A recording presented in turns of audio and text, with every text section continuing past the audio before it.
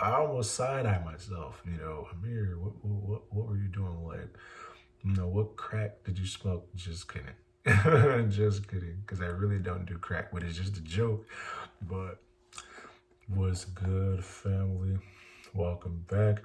You're checked in with Amir Nazir.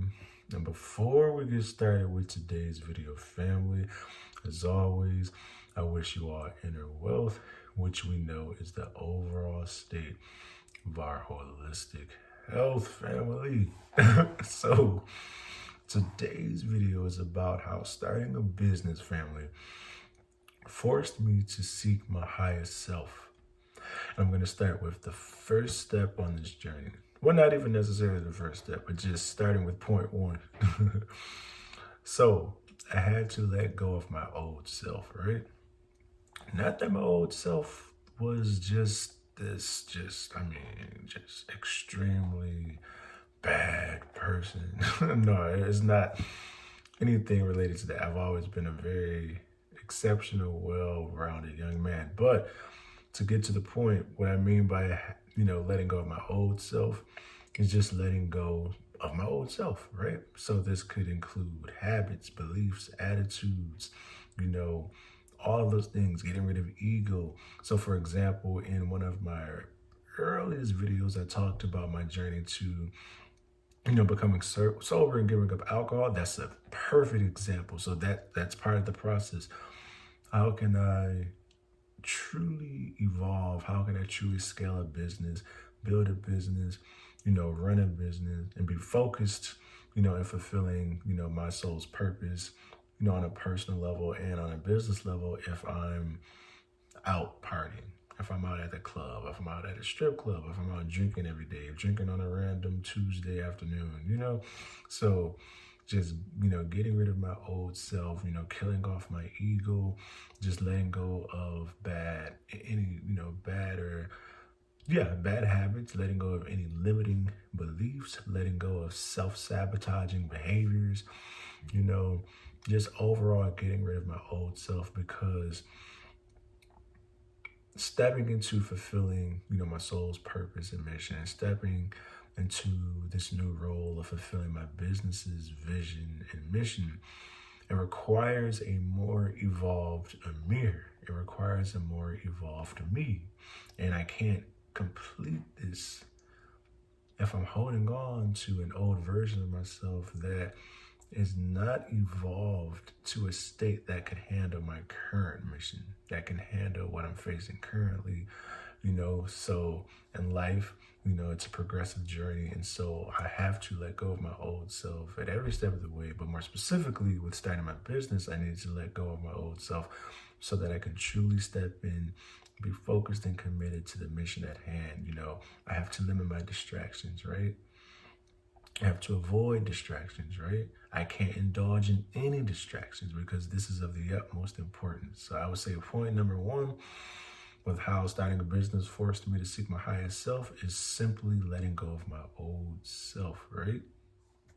So one of the next points I wanted to make with regarding to how starting a business forced me to seek my highest self is letting go of people who do not serve God or me, right?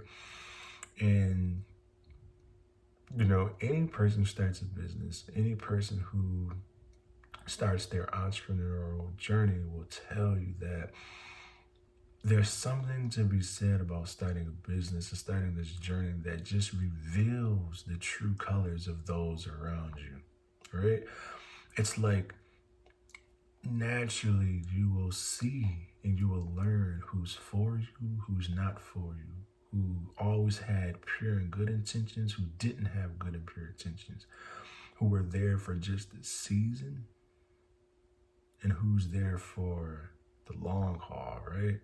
You'll learn who had ill intentions towards you, who didn't have ill intentions towards you, who was actually loyal to you. So there's just something to be said about when you go to start something new, when you go to dare to pursue when you dare to pursue your dreams, when you dare to fulfill your visions, the righteous visions that God has planted in your spirit. There's something to be said about how those around you, it can include parents, it can include colleagues, it can include friends, it can include anyone who's within your environment. But there's something to be said about stepping out on faith, investing in yourself, believing in yourself, that just exposes any demonic, entity or person around you. It exposes their true colors, right? So when this happens, it's not easy to digest because it may be shocking. It may catch you off guard. It may be random. It may be sudden. But once, I'm a firm believer, once you receive these signs, once you are able to recognize the truth for what it is, you must let go of people within your immediate environment who do not serve God or yourself, because your environment is an important factor in your life's journey, right? And you want to be surrounded by people who are vibrant, by people who are evolving, around people who are growing, around people who are loyal to you, who support you, and outside of any affiliation or accolade that you may have, but truly see you for you, appreciate you for you, and can just see your inner wealth, can see your spirit, and just appreciate your presence and who you are and what you do. You don't want to be around those who have superficial behaviors and attitudes, who are worldly, or who, are surface level. You want to be around those who, have depth to them, have substance to them, just people who, in simple terms, are just simply for you, right? Without any other strings attached, right? And so during this journey, I learned a lot of those lessons, and, it was a process. I would describe the pruning process, the purging process, because it is not always easy, and it's not easy, but you have to choose God in yourself. You have to, right? So when someone or something is no longer clicking or working for you, you just have to let that thing go. And it's easier said than done, but it's doable. I've done it. Some of you have already done it. Some of you are doing it, and some of you will do it. And so this was something else, that was required, for me to seek my highest self and starting my business. I had to truly, again, number one, I said, let go of my old self. This is literally in direct alignment with that. Number two, what we're talking about now, just letting go of people who did not serve God or myself, right? And so moving forward, as funny as this may sound, I had to, point number three, start respecting my sleep schedule and circadian rhythm. So the circadian rhythm is pretty much the biological clock that our body operates on, right? So our body has its own internal clock for all of its many processes that it experiences daily without our interference, without even us knowing, right?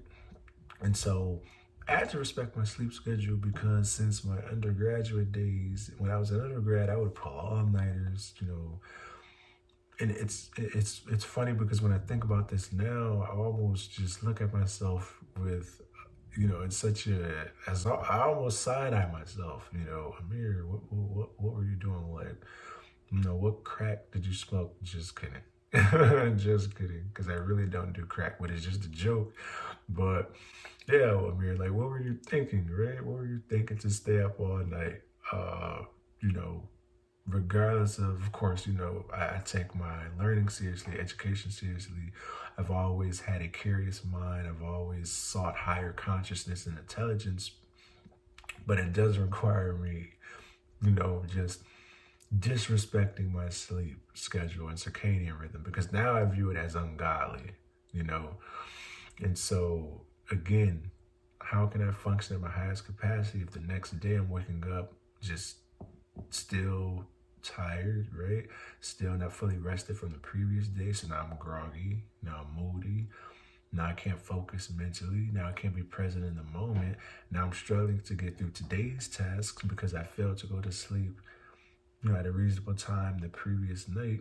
And then even if I go to sleep on time the day that I felt, overwhelmed or just fatigued, there's this concept called sleep debt.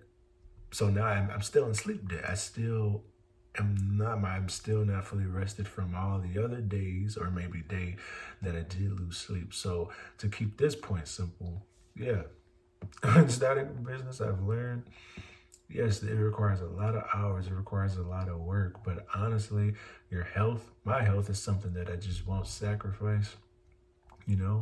My sleep is something that I can no longer sacrifice that I did when I was, my undergraduate days. And so I have to respect my sleep schedule, and it's of the utmost importance.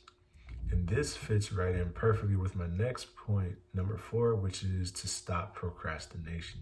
So with stopping procrastination, we can get to sleep earlier, right? We can get to sleep at a more reasonable time. This definitely requires, time management skills, right? So managing my time in a way where I'm not going to disrespect my sleep pattern, where I'm not going to engage in procrastination, right? And so again, not procrastinating. And so I remember when I first graduated, something that really was monumental in how I avoid procrastination. And I did a video earlier where I talked about pretty much the time that I was off of social media. So there was a time, right after I graduated, I deleted all social media accounts. I just became very disgusted with social media, and I still am. It's funny. I know that sounds funny since I am now, uploading, videos on YouTube, but it's for a purpose, though. It's for a greater purpose. It's for a purpose greater than myself. That's the only reason why I, started the YouTube channel, is because I saw value in, fostering a community of people who are health conscious and are health focused, right? But to keep this point simple, again, just avoiding, any habits or distractions that would then lead to procrastination, right? So this is very important, because then this leads, again, as I mentioned, I have better time management skills as a result. With those time management skills, now from, let's say I make a mistake, right, and I disrespect my sleep schedule again, I can hold myself even more accountable now, because I've placed in line different systems for how I can avoid and should avoid this procrastination to ensure that I'm respecting my sleep schedule. So now I feel even more, I'll feel it all the way. If I make that mistake, it's going to hit harder. And because I don't want to feel that hit, it's just best I stay in accordance and in alignment with the systems that I've put in place, to avoid this moving forward. And this is something, again, that I have, again, since I was an undergrad, I had, struggled with that since then. And even, today, it's still a work in progress for me, honestly, because I'm one of those who, let's say I'm working on something, I can get lost in it. Let's say I'm reading something or researching something or writing something, I can get lost in it and honestly lose track of time. So my alarm clock will be my best friend. My alarm clock will be my best friend. The next step next point I wanted to make with regard to how starting a business forced me to seek my highest self is by creating a business model that aligns with my lifestyle and promotes optimal wellness, right? And so in seeking my highest self, I know that my highest self prioritizes health, right? I know that my highest self also has a preferred way of living, a preferred lifestyle. So I work out consistently, right? Fitness is important to me. So I need to design a business model where my fitness is not compromised or sacrificed. That's a part of my health, my holistic health. I have to create a business model where I don't feel that I am overworked or leading to burnout. Any business, it requires a great deal of time, work, effort, sacrifice. However, I'm a firm believer that you can still and you should still create systems in a model that does not create a circumstance where your health is compromised. Because how can your business flourish, or how can you be of any service to anyone in your business, and then you're knocking yourself out of the game? You're facing an early premature hospital visit or death, God forbid, but you get the point.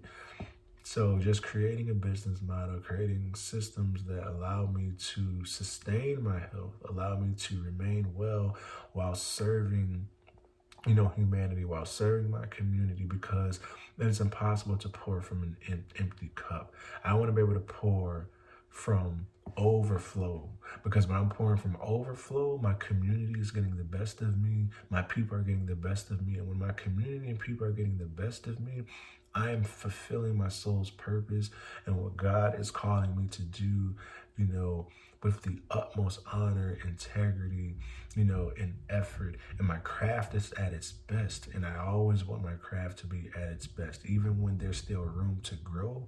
Wherever I'm at in my journey with my craft, regardless of what it may be, I just want to operate at my best. And I can't be at my best if I'm pouring from an empty cup. I have to always be in a state of overflow, because overflow is where you truly are able to be of service to humanity and your people. And our people and our community deserve the best from each and every one of us. So when we're not feeling our best, it's okay. Take that time to take a pause, step back, rest, right? So that'll be the sign to, hey, this is my moment to step back, because I can't give my best. And I don't want to give if I can't give my best, right? So moving forward to the last point I wanted to make, and how starting a business forced me to seek my highest self, is pretty simple, which is to pursue the visions. Pursue my visions that are righteous head on, right? No hiding from them, no ducking from them, no running away, but pursuing them head on, not giving up on my visions, not giving up on myself, because the visions have been planted inside of me and my DNA for a reason. God doesn't give you a vision. God doesn't give me a vision if the vision wasn't meant for us to fulfill it. So it doesn't matter if person A, person B, person C does not understand or see your vision. Many won't. But that's okay. As long as God and you understand and see your vision, that's all that matters, because your vision is true to what's occurring inside of you. And what's occurring inside of you is real. What's occurring inside of us is real. That is your true wealth. Remember, your inner wealth. That is your true wealth. So whatever occurring inside of you, whatever business is sitting inside of you, whatever art form, write that poem that's speaking to you inside of you, that's speaking to your spirit. Write that song that your spirit wants to convey to the world. Do that photography that your spirit wants to convey. And the list goes on. There's so many art forms. There's so many forms of creativity, because each and every one of us are born to create and use our creativity to send and showcase powerful, provoking messages here on earth that just moves humanity forward in a positive and righteous and monumental way. And so these were just some of the points I wanted to iterate, and there are many more I could have listed, but these were the main points that stood out to me with regard to how starting a business forced me to seek my highest self. And the journey thus far has been one, again, that has been highly intuitive for me, rooted in self-reflection, but of course rooted in also doing, rooted in continuing to clap for myself, rooting in going even when things get tough, rooting and going even when I may not be moving as fast as I thought I should have been. The key is to enjoy the journey for me. That's the key. The key for me is to enjoy the journey, to not take my eyes off the road. The road is what I defined as my lane, my purpose, exactly what I'm doing to fulfill my soul's purpose in business, in my creativity. I have to keep my eyes on the road, and I have to look forward. I have to look straight ahead. I can't look left. I can't look right. I have to keep my eyes straight ahead on the road, because it is this focus, it is this discipline, self-determination that's going to allow me to serve my community best, allow me to serve my people best, and allow me to be successful in my endeavors, whatever they may be, whether personal or business related, and it's just important that at every stage of my life, and I encourage you all, I know some of you have done this, are doing this, and will continue to do this, but seek our highest selves, because it is our highest selves where we unlock a life that is just unmatched, right? Unmatched. We begin to attract what's ours. And this is a spiritual law. This is literally a spiritual law. I'm going to align seeking our highest selves with literally think about how God says when we seek God's kingdom first, how everything else will be added onto us. It's literally, that's the spiritual law right there. Seeking God's kingdom is the equivalent to seeking your highest self. And rooted in that, you then get everything added onto you, because now you are a magnet to everything that your soul was sent here. Everything that you do. Everything you do in pursuit of fulfilling your soul's purpose will literally come to you as you're fulfilling your soul's purpose, right? Because why? We're in alignment. But when we're out of alignment, we're not going to attract what is meant for us to attract, right? And so, again, family, I truly appreciate you all for tuning in, right? And I look forward to seeing you all in the next video. So stay tuned, family. I look forward to continuing this journey with you all, and I thank you all for continuing this journey with me thus far. And as always, family, before I log off, I wish you all inner wealth, which we know is the overall state of our holistic health, family. Peace.